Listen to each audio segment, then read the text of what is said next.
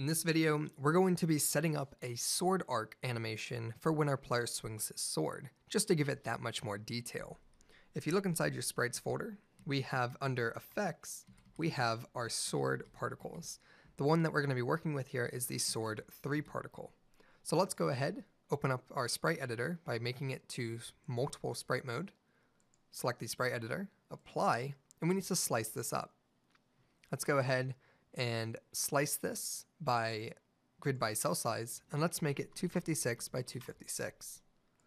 We slice it, and we should have proportionate scales. Now we do not have actually proportionate scales here.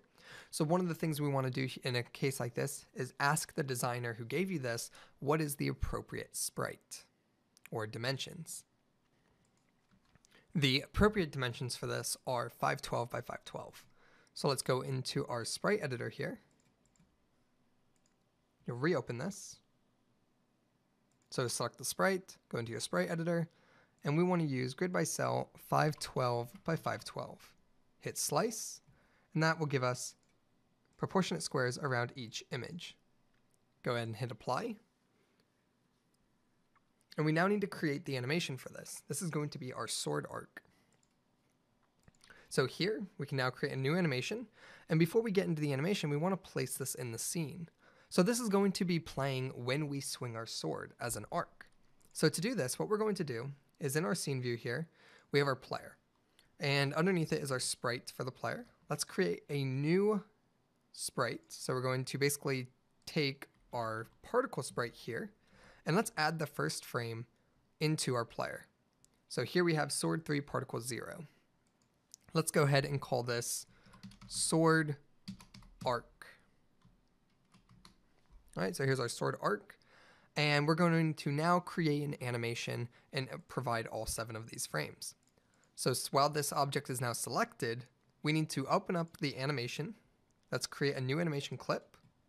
Go into your sprites, go into your effects, and let's create an animation folder for our effects.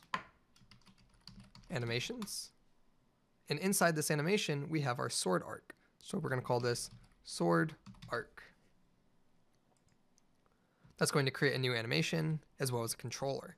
If we look on the sword arc game object, you'll see here that we have our sprite, and it automatically adds an animator component for us. We can now modify this animation. Go ahead and get into record mode, and let's drag particles 0 through 7 into our animation view. Stop recording, and if we play this, you can see here that now we have our sword arc. Now we can't see the sword arc because it's not on the same sorting layer.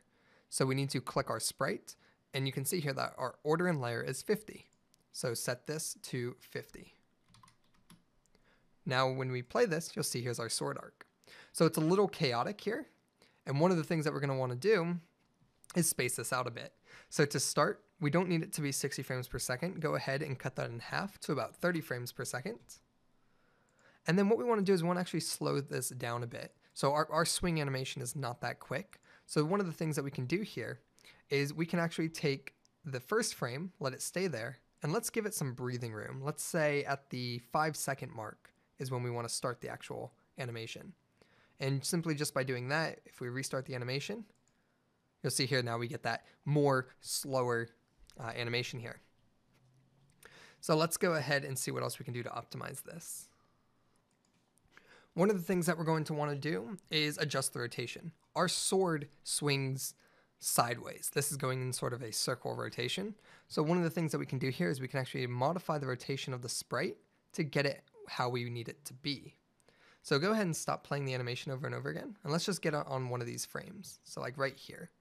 And what I want to do is go ahead and on the X rotation, let's set this to about 60. And you'll see here that we're flipping the sprite so that it's going to be more sideways. Let's try 66. From here on the Y, go ahead and set this to 48. And then on the Z, let's set this to about -80. You're going to see here that this is now going to create a nice slash for when we play our sword animation.